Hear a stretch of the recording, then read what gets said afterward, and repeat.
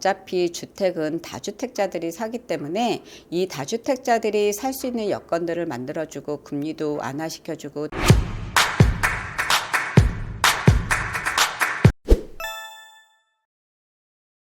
안녕하세요. 루원센트럴 부동산TV 한명아입니다. 12월 한 달은 특례 보금자리다, 취득세 완화다, 여러 가지 규제나 대출 완화에 대해서 굉장히 많이 헷갈려 하시고 저희 부동산으로 질문을 주시는 분들이 많이 있으신데요. 그런 내용 간단하게 한번 살펴보고, 이런 정책의 규제 완화나 아니면 대출 규제 완화, 이런 부분들이 우리 부동산 가격에 어떤 영향을 미칠지, 이런 것들을 같이 여러분들과 생각해 보는 시간을 가져볼까 하는데요. 이런 내용들 복잡한 거 말고 중요하게 생각되는 몇 가지만 집어서 여러분들에게 말씀드리면서 같이 생각해 보려고 합니다. 일단 12월 초에 먼저 발표되었던 대출 규제 완화로 특례 보금자리라는 게 있는데요.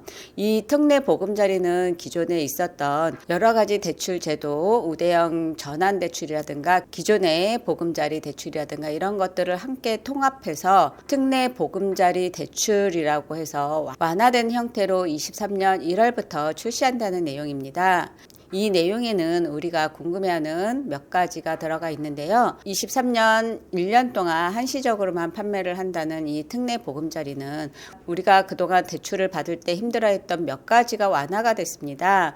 그 부분 중에 하나가 우선은 주택 가격입니다. 우선 주택 가격이 6억에서 9억으로 상향 조정된 부분이 있습니다. 그리고 대출 한도도 대폭 완화해서 5억까지 대출을 해준다라는 내용이고, 소득 요건도 완전히 해제돼서 그동안 저소득자에 한해서만 대출을 해줬던 이런 부분들을 지금 이 특례 보금자리 주택은 소득이 완화됐기 때문에 고소득자들도 대출을 해줄 수 있다라는 내용하고요. 그 다음에 기존에는 LTV하고 DSR을 사용을 했기 때문에 대출을 좀 더 받고 싶다고 하더라도 그거에 묶여서 대출을 많이 받을 수가 없었는데요.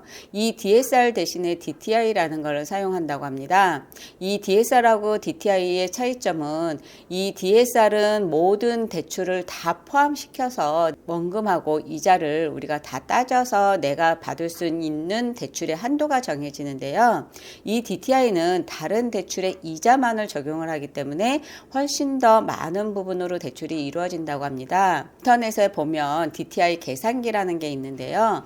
이 DTI 계산기를 우리가 두들겨 보면 보통 5천만 원 소득인 자들이 웬만하게 대출이 그렇게 많지 않는다고 했었을 때 우리가 여기에서 이자만을 적용을 하기 때문에 실질적으로 꽤 많은 대출이 이루어지는 걸로 나옵니다. 그래서 약 5억 원가량은 대출이 무난히 이루어지는 것으로 보여지고는 있는데요. 그거는 각자에 따라서 약간씩 다르게 나올 부분, 우리가 DTI 계산기 한번 두들겨 보고 확인해 볼 수 있다는 거 우리 알 수 있고요. 여기서 또 우리가 가장 궁금해 하시는 부분은 대출 금리일 겁니다. 근데 이 대출 금리가 어떻게 얼마로 정해질지는 그때 23년 1월 달 출시됐을 때 가봐야 알겠지만, 실질적으로 지금 현재 12월 달에 보금자리 주택의 대출 금리가 4.5% 내외로 책정이 된다라는 거 감안했었을 경우 한 그 정도 선에서 만들어지지 않을까, 이런 생각을 하는데, 그래도 특례 보금자리이기 때문에 요거보다는 약간은 낫지 않을까, 이런 생각을 하는데, 그렇다고 해서 지금 우대형 전환 대출을 받고자 하시는 분들 이 특례 보금자리를 기다리지 말고 미리 신청하세요 라고 얘기하는 걸로 봐서는, 지금 우대형 전환 대출 같은 경우 3.8% 정도에서 4% 정도의 대출 이자가 적용되는 걸로 우리는 확인했었을 때 요보다는 조금은 그래도 높지 않을까, 그래서 4%에서 4.5% 그 사이로 책정이 되지 않을까, 우리는 생각을 해볼 수 있는 부분이 여기에서 힌트를 받을 수 있습니다. 이렇게 9억 이하의 주택에 대해서는 반가운 소식이 아닐 수가 없는데요. 대출 한도도 늘어났고, 그 다음에 금리도 조금은 저렴한 금리로 우리가 우려하고 무서워하는 6%, 7%대의 금리가 아니기 때문에 내가 소득이 얼마가 있다고 하더라도 받을 수 있다는 부분, 굉장히 반가운 소식이 아닐 수 없습니다. 그리고 수요일 날 21일에 발표됐던 내용, 규제 완화 내용 우리가 한번 살펴본다고 하면 여기서 중요한 내용들은 한 3가지 정도로 압축을 해볼 수 있을 것 같습니다. 우선은 취득세 중과 부분이 해소가 됐습니다. 취득세가 완화된 부분은 중과 세율을 조금 대폭 완화를 했습니다. 그래서 규제 지역이 아닌 곳은 2주택까지는 1%에서 2% 이렇게 되지만 조정 지역인 경우는 1주택자는 1에서 3%를 내지만 2주택에서는 8% 중과세율을 적용했는데 이게 4%, 그 다음에 12%짜리가 6% 이렇게 절반씩 취득세가 이렇게 대폭 완화됐다는 거 우리가 확인해 볼 수가 있고요. 그 다음에 우리가 지금 내년 25년 새 정부가 들어서면서 양도세 중과세율을 한시적으로 1년 동안만 배제했던 부분을 1년 더 연장해서 24년 5월까지 중과 배제, 양도세율 중과 배제가 됐다라는 부분 우리 또 한 가지 반가운 소식이 아닐 수 없고요. 그 다음에 대폭 완화됐다고 얘기하는 부분 중에 하나가 지금 입주권이나 아니면 분양권의 양도세율이 예전 2020년 이전의 수준으로 바뀌었다라는 거예요. 그래서 지금 분양권이나 입주권 같은 경우는 1년 미만이면 70%, 1년 이상이면 등기 치기 전에 매매를 했다라고 하더라도 그 기간이 얼마나 오래 걸렸다고 하더라도 60%, 지방세까지 해서 66% 이런 세금을 내게 되는데 지금 이 부분이 1년 미만 70%에서 45%로 그 다음에 1년 이상 60%가 폐지되어서 일반 과세 이렇게 변경됐기 때문에 이 부분이 그동안 분양권으로서 매매를 하려고 했다고 보면 양도세 부분이 굉장히 부담됐었던 부분이 폐지됐기 때문에 1년 이상만 된 분양권 이라고 하면 일반 과세로 해서 매매를 할 수 있는 부분이기 때문에 굉장히 대폭 완화됐다라고 볼 수밖에 없습니다. 그다음에 종부세나 재산세도 대폭 완화됐기 때문에 이런 부분은 세세하게 내가 보유할 때 보유세가 얼만큼 낮춰졌는지 한번 확인해 볼 수도 있는데요. 우리가 지금 이 발표에서 가장 중요하게 생각하는 부분은 사라졌던 85제곱미터 이하 아파트에 대해서 등록 임대 사업자가 복원됐다는 내용입니다.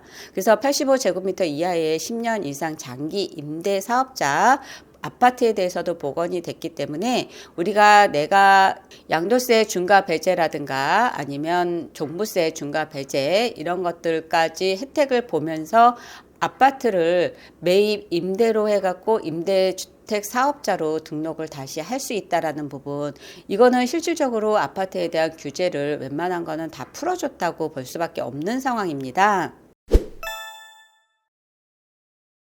수도권에서 6억 이하의 아파트, 비수도권에서는 3억 이하의 아파트를 사서 내가 매입 임대 사업자 주택으로 전환해서 이거를 장기 임대 사업자 주택으로 만들 수 있다라는 부분 여기에서 우리가 양도세라든가 종부세에 대해서 혜택을 받아가면서 이런 것들을 할 수 있다라는 부분은 많은 사람들에게 다주택을 만들어도 된다라는 시그널을 줄 수밖에 없는 부분인데요. 우리가 여기에서 그동안 매수 심리가 얼어붙었던 부분 한 가지씩 따져본다고 하면 이 매수 심리에 가장 많이 작용했던 부분 중에 하나가 금리일 겁니다.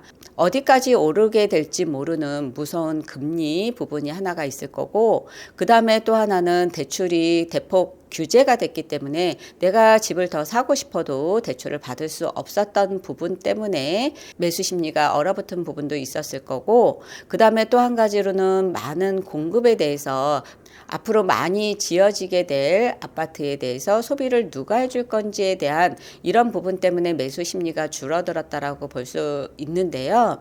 우리가 여기에서 지금 중요한 부분은 대출 규제를 대폭 풀어줬기 때문에 내가 집을 사고 싶을 때 대출을 받을 수 있다라는 부분 한 가지하고 또 한 가지 부담스러웠던 금리 부분에 대해서 특례 보금자리론이라는 걸 만들어서 4% 초반대로 우리가 대출을 받을 수 있다라는 이 두 가지만으로도 우리는 많은 규제가 완화되고 집을 사도 되겠다라는 마음을 먹게 될 수 있을 것 같은데요. 이렇게 얘기하면 그 앞으로 많이 나오는 공급에 대해서는 어떻게 생각하느냐라고 되물으실 분들이 있을 것 같은데 어차피 아파트라는 거는 신규 아파트는 늘 줄어들고 그 신규 아파트 지을 땅들은 점점 줄어들기 때문에 많은 사람들이 요구하는 신규 주택에 대한 수요는 더 있을 수밖에 없고, 우리가 원하는 거는 좋은 자리의 신규 주택이기 때문에 이 좋은 자리의 신규 주택이 저렴하게 지금 있다라고 하면, 우리가 생각하는 좋은 자리의 신규 주택이 지금 대출도 풀어주고 취득세도 풀어주고 규제도 풀어주고 금리도 풀어준다라는 얘기로는 이 시점이 터닝포인트가 되지 않을까 조심스럽게 생각해 볼 수 있는데요. 너도 나도 집을 사고 싶을 때가 있습니다. 이 너도 나도 사고 싶을 때 우리가 집을 사게 되면 우리가 아주 비싼 가격에 경쟁적으로 집을 살 수밖에 없는데, 지금처럼 남들이 팔고자 하는 시기에 집을 산다라고 하면 다른 사람보다 아주 저렴한 시점에서 집을 살 수 있다라는 아주 좋은 기회가 아닐 수 없는데요. 매수하실 분들은 우리에게 전화를 주셔서 급급매가 어디 있느냐라고 얘기하고 급급매를 찾고 계시지만, 실질적으로 이런 규제 완화, 여러 번에 걸친 규제 완화로 급하게 던져야 되는 어떤 시점들이 이제는 완전히 장벽들이 사라졌기 때문에 급급매로 던져야 하시는 분들이 많이 소진되고 없다라는 데 문제가 있습니다. 그래서 더 이상의 급급매 우리가 이렇게 찾을 게 아니라, 이 정도 시점에서 내가 사려고 생각했다라고 하면 이 정도 시점에서 내가 사도 되지 않을까라는 이런 부분들을 조심스럽게 한번 생각해 봐야 되는 시점이 아닌가 생각이 드는 게요. 이렇게 부동산 시장의 규제라든가 이런 부분들을 정부는 풀어줄 수밖에 없는 게, 부동산 경기가 둔화가 되면 소비도 둔화가 될 수밖에 없는 부분까지도 연결할 수밖에 없기 때문에, 정부는 어떻게 해서든지 부동산 경기를 좀 더 활성화시키려고 노력하는 부분들이 보이고 있습니다. 그래서 이런 규제 완화라든가 이런 부분들이 어차피 주택은 다주택자들이 사기 때문에 이 다주택자들이 살 수 있는 여건들을 만들어주고 금리도 완화시켜주고, 이런 부분들이 시장에 영향력을 미칠 것 같다라는 생각이 조심스럽게 드는데요. 여러분들의 생각은 어떠신지 여러분들도 이런 시점에 한번 생각해 보실 필요가 있으실 것 같습니다. 특례 보금자리 대출과 규제 완화로 여러분들과 같이 생각해 보는 시간을 가졌습니다. 이상으로 루원 센트럴 부동산 TV 한명아였습니다. 감사합니다.